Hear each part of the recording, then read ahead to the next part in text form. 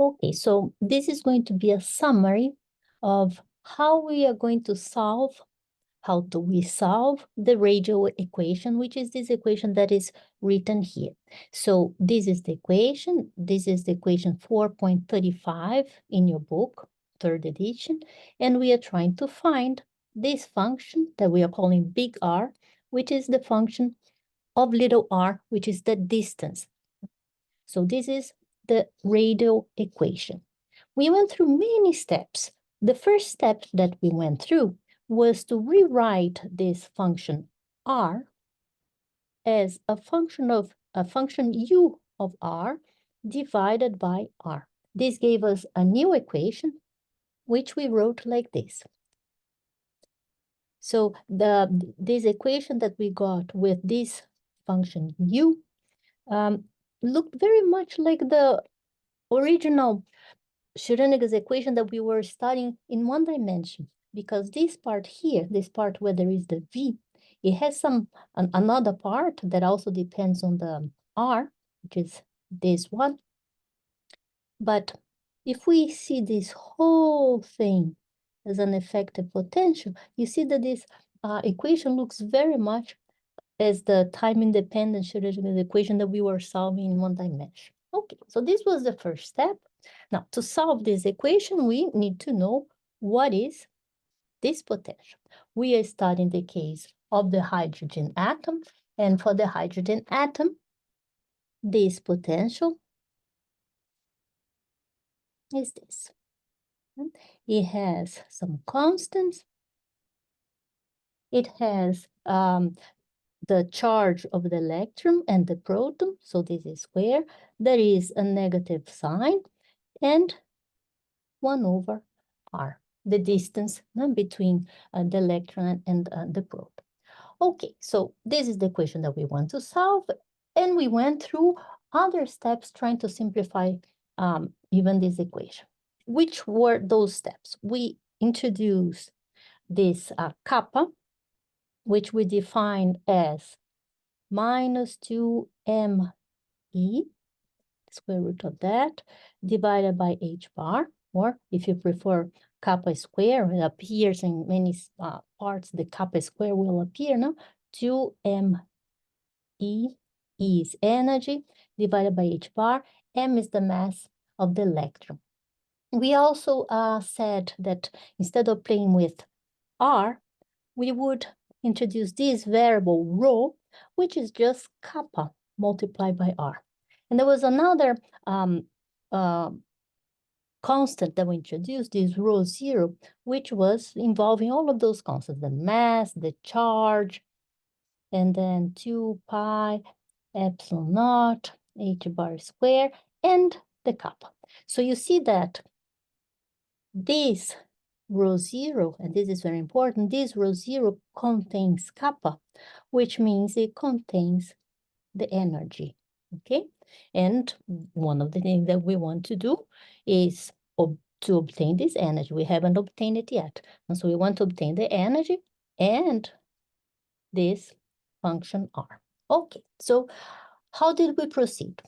Once we introduced these variables and this notation, we simplified even this equation. How it became, let's write it here, this new one. Now everything is in terms of rho, no? So derivative now in rho. And then we have 1 minus that rho naught, which depends on energy, rho, which is our variable, L plus 1, divided by rho square, and u. So this is now the equation that we are trying to solve. To solve this one we discussed, well, let's first have a look at the extremes of this function. Let's look at the asymptotic form of the solutions, meaning what should happen to this solution if rho is very, very large. And if rho is very, very large, we said from that equation on top, what survives is just this part here, which is very easy to solve. It's very easy to solve. This should be two exponentials, where one is minus rho and the other one is positive rho. And he said, okay, this is very good, but if we want the wave function to be square integral, which is what we want physically, no? So it makes sense, so we can talk about probability.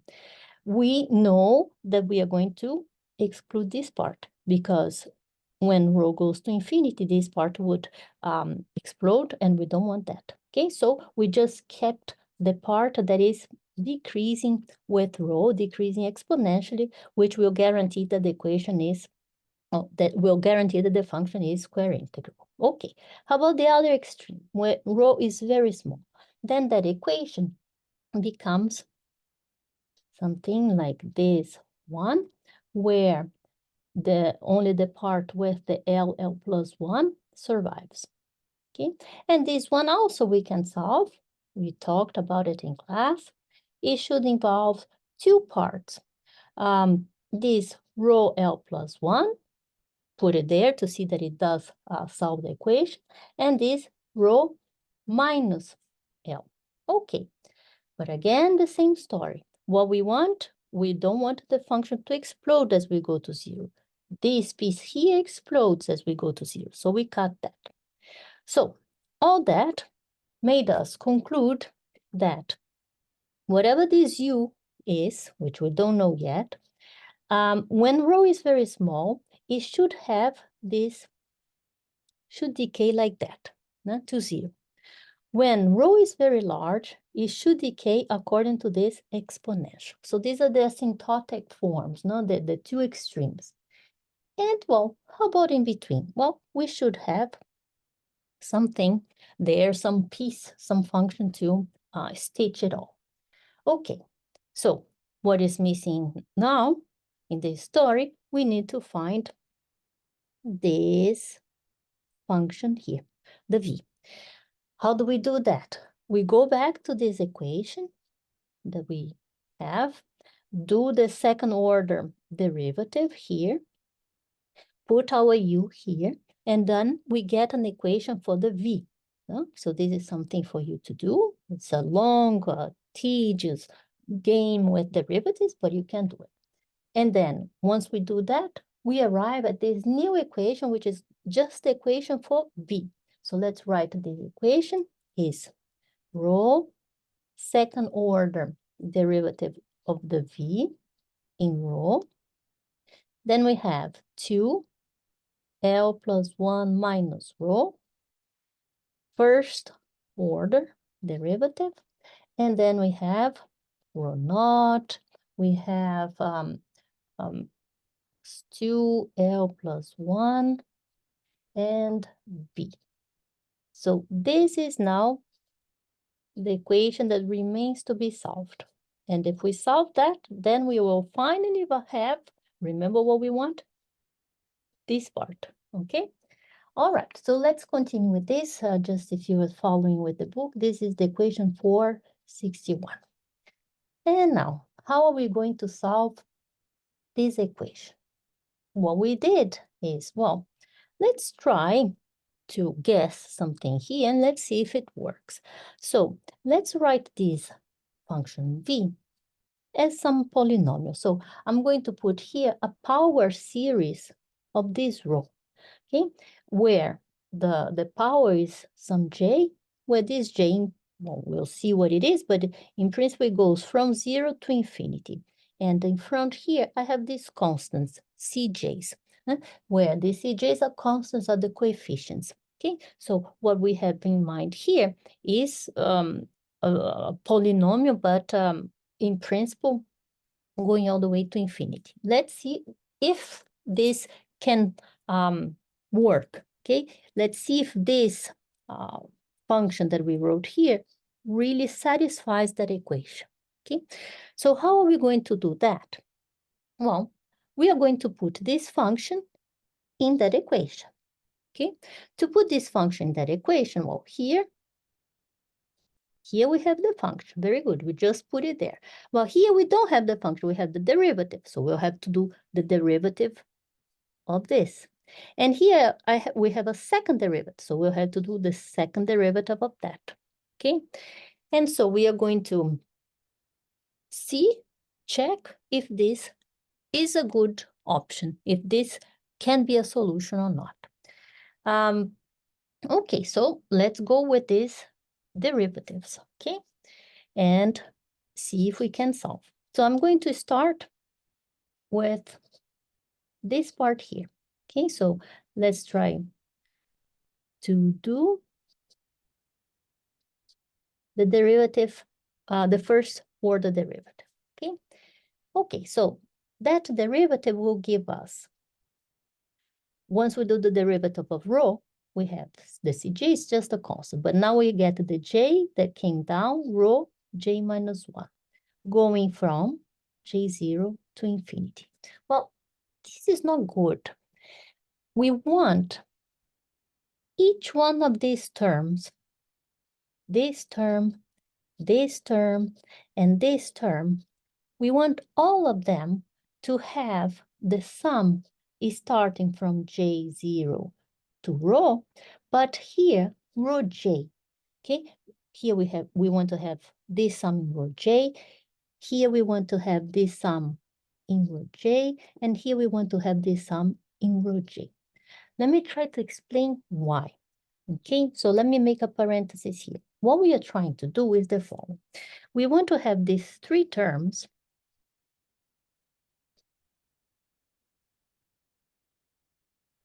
that would be something like this. If I have some function of x, a polynomial of x, let's say a third order polynomial like this.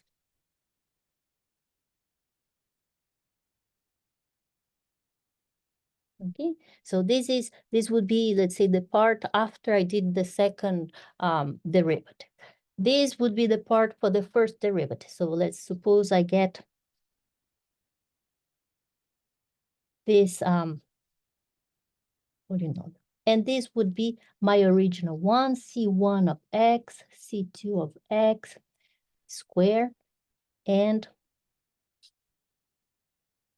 C3 of x cubed. Okay, so this came from some kind of equation like that. Okay, let's assume that.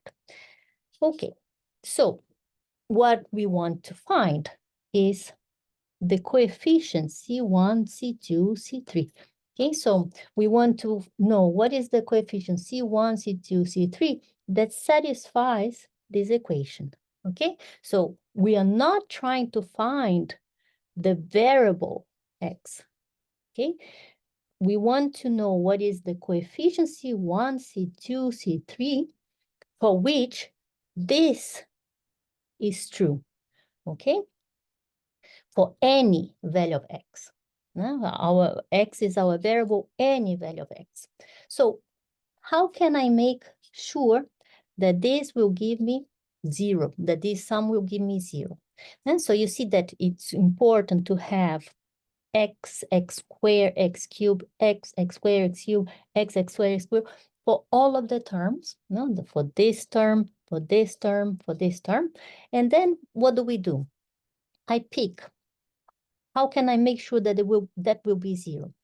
I look at all the coefficients for the x, and then all the coefficients for the x squared, all the coefficients for the x cubed. Okay? So how do I guarantee that this is 0? If this sum is 0, if this sum is 0, if this sum is 0. So this will guarantee that I'll get this 0 for any value of x. So by solving this, by solving this, by solving this, we'll be able to find the coefficient C1, the coefficient C2, and the coefficient C3. That would give us that polynomial that satisfies this equation. Okay, so that's the idea. And this is what we are trying to do for a longer, more complicated thing, which is this equation here for the V. Okay, so let me erase this part of the X, which is just to guide us on what we are doing. And let's go back to our real original equation where the variable is that rho. Okay, so this is the V, and I'm going to put it back here where we are going to put it. No?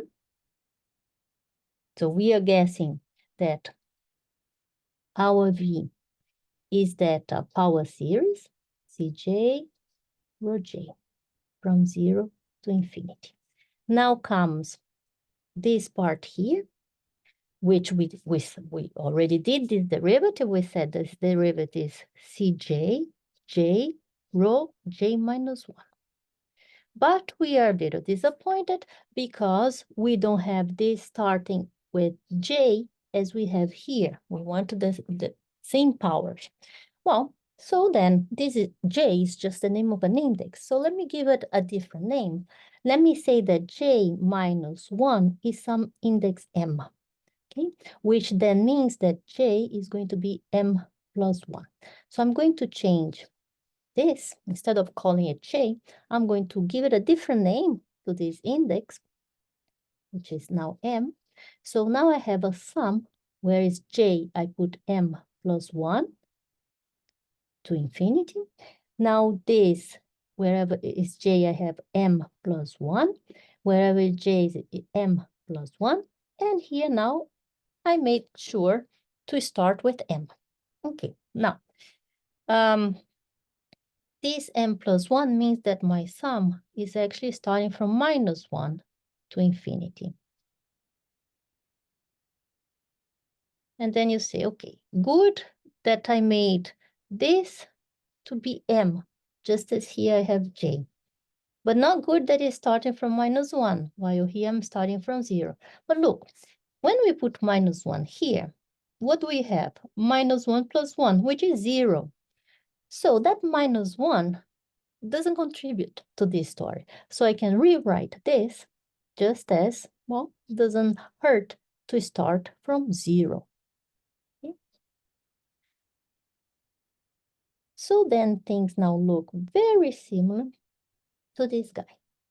Yeah, we have our rho to this power m, where the sum goes from m0 to infinity. Well, if I call it m, if I call it j, if I call it q, it doesn't matter. Yeah? It's just an index. So I came to this point, and I'm going to go back and call my index j. Okay, so this is going to become j from 0 to infinity, Cj plus 1, j plus 1, rho j. Good? Okay. So this is what we are going to put back here. But let me tell you something. This part that we found is very good. We start with j and j from 0. So this part is very good. But these guys here, which are just constant. But for this other part here, we have rho. Okay, so for this other part, let me put this here. When we got this term here, we cannot forget that there was that rho. No? So we have that rho multiplied by that sum. Right? So for this case here, I don't even have to go through all of this description. For this case where I'm multiplying by rho, I have the power as we wanted, meaning we have Cj, j with rho, j minus 1. With this rho gives us j. Okay, so this one is good.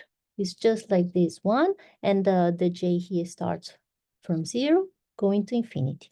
Okay, so for this part, this is the term that we are going to be using. For this part, this is the guy that we'll be using. Got it? Okay. The last term that we have to worry about, let's trying to find some space for it, is this one here, which is the second order derivative. Second order derivative, so I'm going to do this, a derivative of this guy, which is already the first order. I'm going to do the derivative of this guy, but look, don't forget, there is a row here. Okay, so let me get all this down. I'm going to do the derivative of this part again. So derivative of this part, but I cannot forget that there is a row in front. Okay, so let me put my row here so I don't forget that it's there. And now let me do the second derivative using this part. Okay, so if I do the derivative again, we have c j plus 1, that's just a constant, j plus 1, and now comes the derivative. So that rho j becomes j rho j minus 1. J from 0 to infinity. And then I say, oh, again, that story. Do I have to do something? No, because this guy will save us. Yeah? So when we put all this together, we have Cj plus 1, J plus 1, J, and rho J. Okay, so starting with the J, just as our original power series. Okay, so now we have to put all this together. Okay, so I'm making this small for you to see. So we have to put all this together. So I'm going to start with our first term. Okay, so our first term is this one, right? So let's rewrite that. So we got the sum from 0 to infinity, c j plus 1, j plus 1, rho j. Okay, now let's go for the next. The next one here, we have two terms. No? We have this first guy that has the L plus 1, 2 multiplied by L plus 1, multiplied by this part here. So let's try to write what I just said, right? Okay, so what do we get for this part? We have the 2L plus 1 and this. So let's write that. We have Cj plus 1, J plus 1, and rho J. Good. Then there is the other part, the one that we put in blue here, no? This one, which we said that's what we need. So 2 multiplied by that, actually minus 2. So let's put that.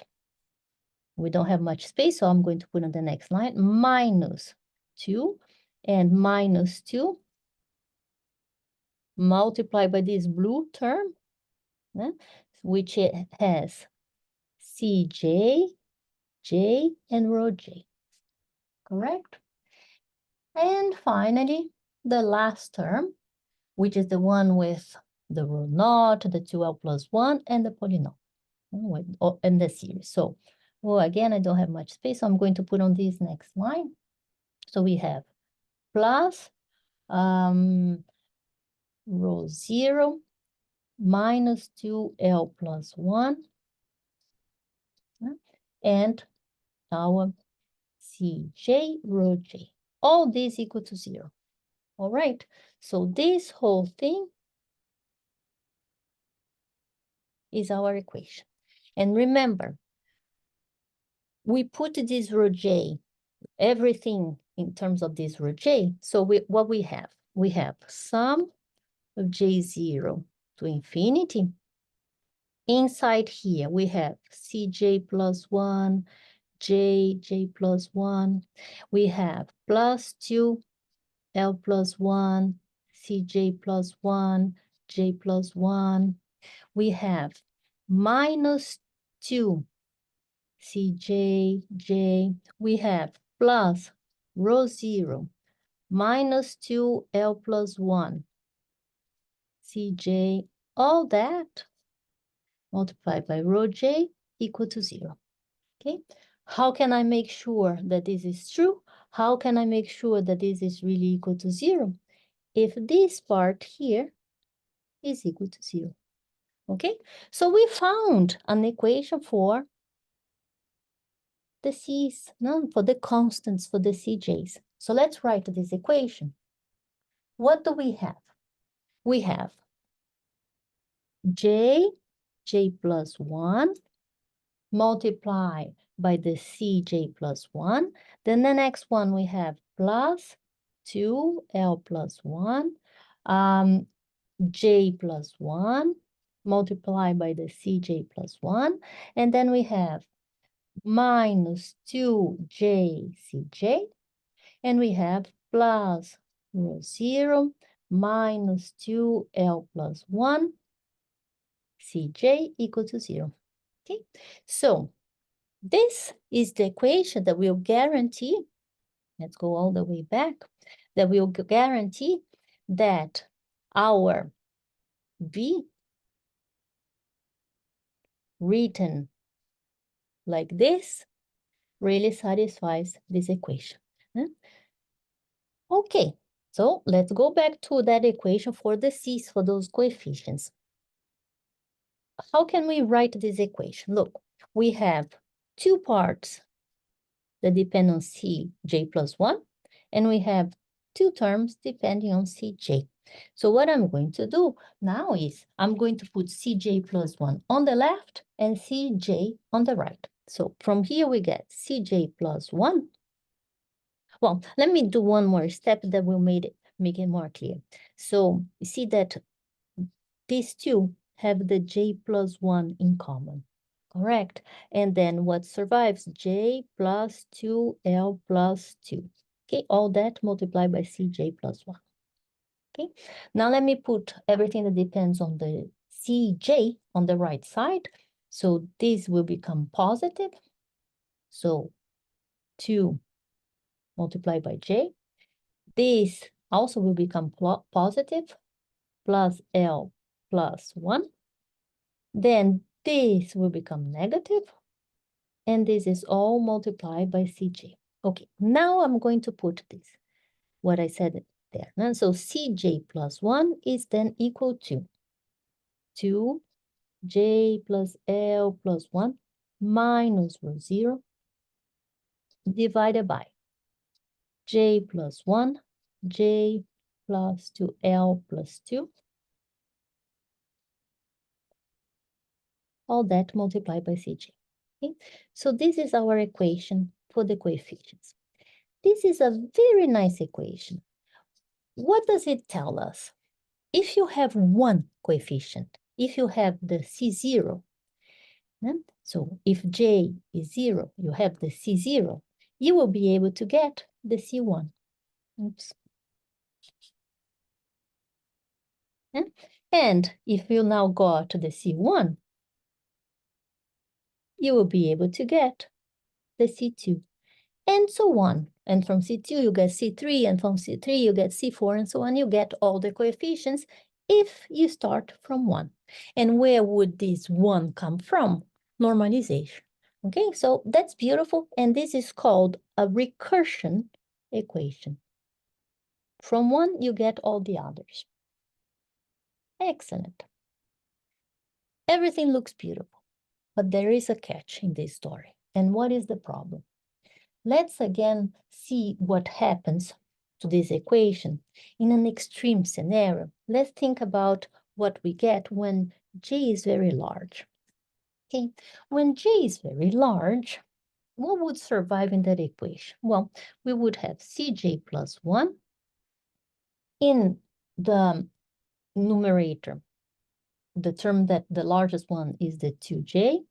In the denominator, we have J plus 1, Cj. Okay, so that's the extreme. Well, these J's we can cancel, so we can say Cj plus 1 is approximately 2J plus 1 of Cj. Good, so everything is looking very nice. What does this equation tell us? Well, let's start with the case of J0. With J0, we are going to get C1, which is 2 divided by 1, C0. Good. From the J1, we are going to get the C2, which is 2 divided by 2 of the C1, which means 2 divided by 2 of 2 divided by 1 of C0. Well, let's continue a little bit more for you to get the pattern of what is going on. For the C3, we have 2 divided by 3 of C2, which is 2 divided by 3, 2 divided by 2, 2 divided by 1 of C0. One more, and let's stop because I'm sure now you already got. 2 divided by 4 of C3, which means 2 by 4, 2 by 3, 2 divided by 2, 2 divided by 1 of C0. So what is the pattern? When I go to J minus 1, I get the Cj, which is 2 divided by J, 2 divided by J minus 1, and so on, 2 divided by 4, 3, 2, 1, C0. What does that mean? So then, Cj is equal to, if you count 1, 2, 3, you will see that we have 2 to the power of j, right? This is 1 all the way to j. So 2 to the power of j. In the denominator, I have 1 multiplied by 2 multiplied by 3 by 4 all the way to j. That is j factorial. Well, this is looking very nice. Well, let's go back now that I have this expression for the Cj. Let's go back to our polynomial, to our power series, our V. We said that this was Cj rho of j from 0 to infinity. And now we got an expression for this Cj, which then we can write like this. Cj is 2. There is that rho all the way, all to the power of j. We have j factorial, and we have our constant hanging there, which in principle we would get by normalization. Good. What is this? This is an exponential, Is the Taylor expansion for an exponential. This is the exponential of 2 rho.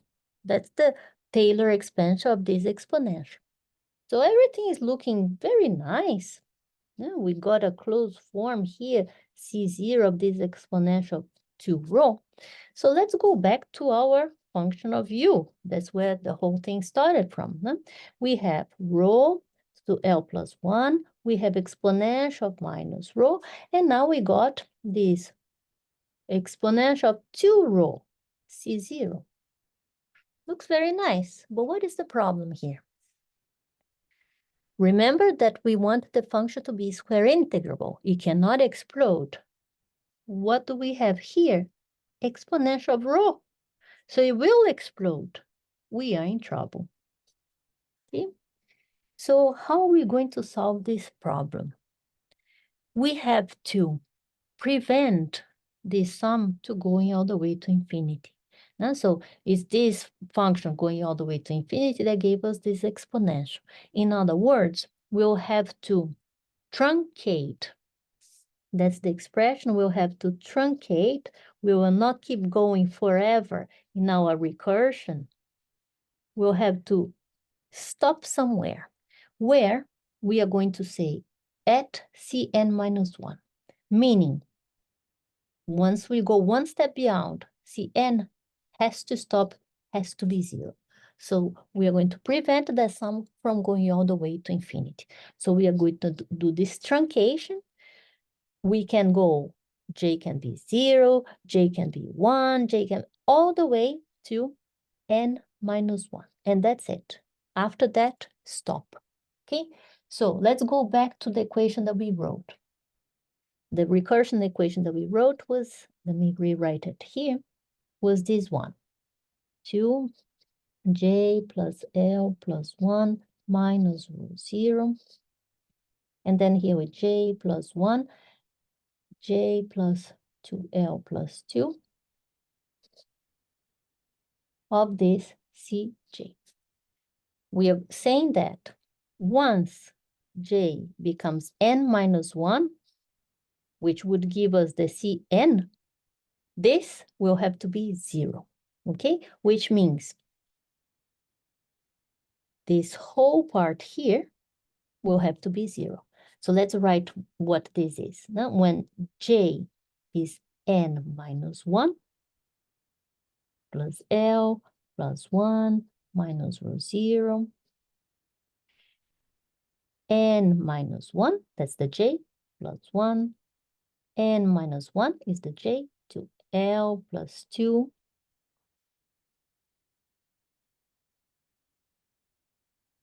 this has to be 0, okay? So this has to be 0, has to stop. Well, how can this stop?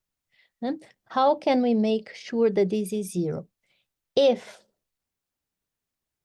this part, the numerator, is 0, okay? So our truncation means that we'll reach a point, we'll reach a certain n, which we haven't discussed yet what it is, where this expression 2, now let's simplify this, minus 1 and 1, so 2n plus L minus rho 0 has to be 0, okay? This is our truncation. Let us introduce one more notation in this story. We are going to call, this n plus L a little n, okay? So this equation here means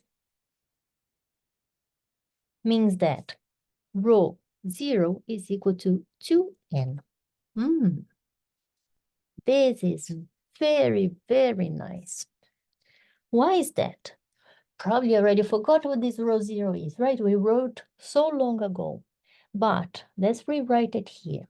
Rho 0 was mass, charge, square, some constants here. Now the constant kappa.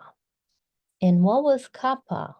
Kappa squared gives us energy. Aha. This means we got the equation that will give us the energy. This is beautiful. Yeah, so let's get the energy. And so I'm going to write that this equation here squared, this equation for the rho 0, I'm going to square it. So I have rho naught square is equal to 4n squared. So this rho squared is m charge squared 2 pi epsilon, all this squared, right? So all this squared, here squared as well. The kappa squared is minus 2me h bar squared equal to 4n squared. All right, so there are some things that you can cancel. As you can see, this h bar, the masses, and so on. And you go on, play a little bit with that. And what are we going to get? Our equation for the energy. This is really beautiful. So let's write this equation. This equation for the energy is, there is a minus sign. You see, this is important. We have this minus sign here. And then we have the mass, 2h bar squared that survived. We have the charge squared, no? So charge to the 4th. We have 4 pi epsilon 0. And very important part, 1 over n squared. So this little n gives us, these little n's are integers. No? It gives us, is associated with the excitation. No? Meaning, when n is 1, I have the energy E1, the energy of the ground state. And if you put the mass of the electron there, the charge and so on, you're going to get the value that you already knew very well from courses that you had in the past, minus 13.6 eV, which is the energy of the ground state.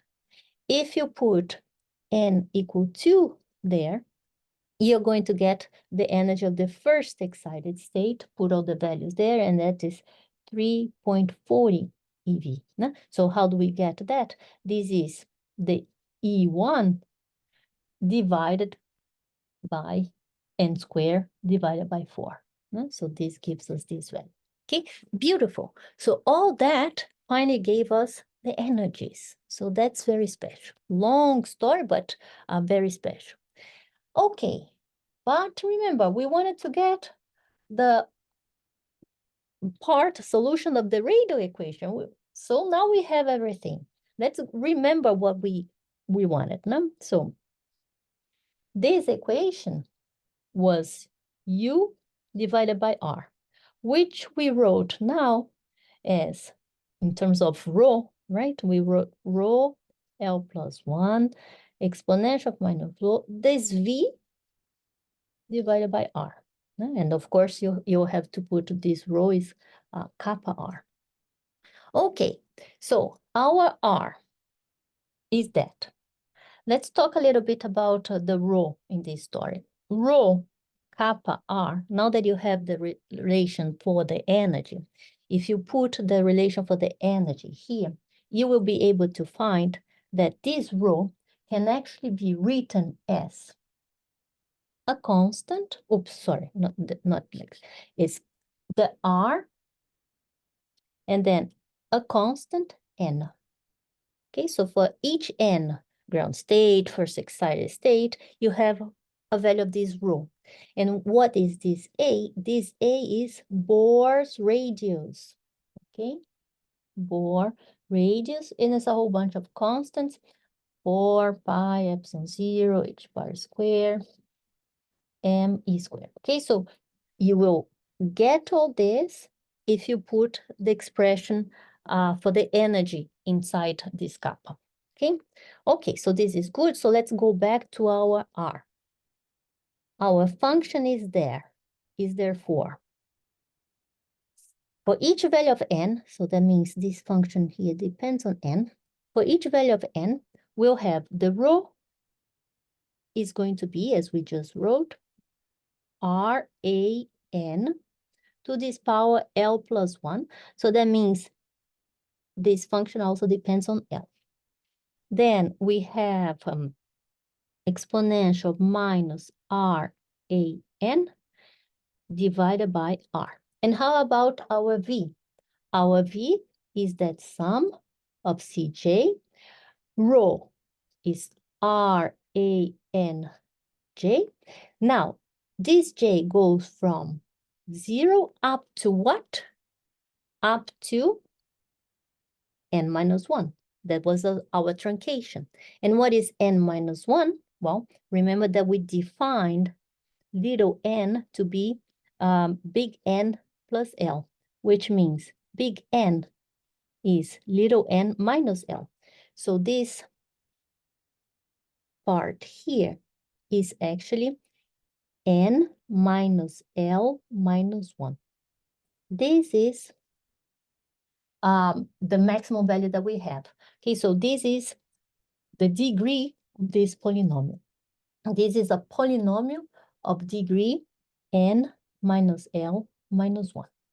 Okay, so this is the radial part of our wave function, which depends on n, L, and m, r, theta, and phi. What is that? The r function that is here, which depends on n and L, and then the spherical harmonics, theta and phi. And this is something that we'll have to solve for many different cases. Well, when n is 1 is the ground state, when n is 2, and so on. Okay, now to get this and to get that, we need to know for each n what is the value of L. For each L, what is the value of M here? Okay, so let's talk a little bit about this. For each n, what are the values of L that we can have? Well, remember here, we said that this is a polynomial of this degree. Okay, so we have a polynomial that goes from 0 to n minus L minus 1. So the minimum value that this can have is 0, correct? Which means if n is 0, what can L be? Well, L can only be 0 because this is the minimum value that we could have. Okay, so if I put here n 0, oh, sorry. Okay, so n cannot be 0. Okay, so sorry, the ground state is 1. So n start in 1. So when n is 1, which is the ground state, there is nothing below 1 for the hydrogen atom. So when n is 1, since I have this minus 1 here, L can only be 0, okay, because that will give us this minimum polynomial, which is just a constant. Okay, so if n is 1, L can only be 0. If n is 2, well, if n is 2, then we have in that degree, we have 2 minus L minus 1, right? So if L is 0, that's good. We get that polynomial of order 1. If L is 1, that is also good because we get a polynomial of order 0, which is just a constant. Okay, so if n is 2, L can be 0 and 1. And it goes on like that. If n is 3, then we have 3 minus L minus 1, which means this L can be 0, this L can be 1, this L can be 2. Okay, so after that, what do we conclude? For a value of n, certain given value of L, n, L can be 0, 1, 2, 3, all the way to n minus 1. That will be where we stop. Okay. Now, we already saw when we were talking about the spherical harmonics that for each value of L, M can be minus L plus 1, minus L plus 2, all the way to minus 1, 0, 1, 2, 3, L minus 1, all the way to L. Okay, so you see that for each fixed n, so for each fixed n, we have many possibilities for L and M following this description. All of them will have the same energy En. All of them will be degenerate states. Okay, so how many? For a given n, okay, we have those values of L's, and for those L's, we have those values of M. So for a given L, we have, so let me start like this. For a given L, we have 2L plus 1 possible M's, okay? For given L, we have 2L plus 1 different values of M. And for a given N, we have, for all these values of M, L can go from 0 all the way to N minus 1. So this equation gives us all how many degenerate states we have for this given N. Okay, so for a given N, we have this number of degenerate states. Okay, what is this equation? It's a series, no? It's an arithmetic series which goes 1 plus 3 plus 5 all the way to 2n minus 2 plus 1. No? So all the way to 2n minus 1. This you know how to solve. Is the first plus the last one. You know this equation. How many we have? We have n.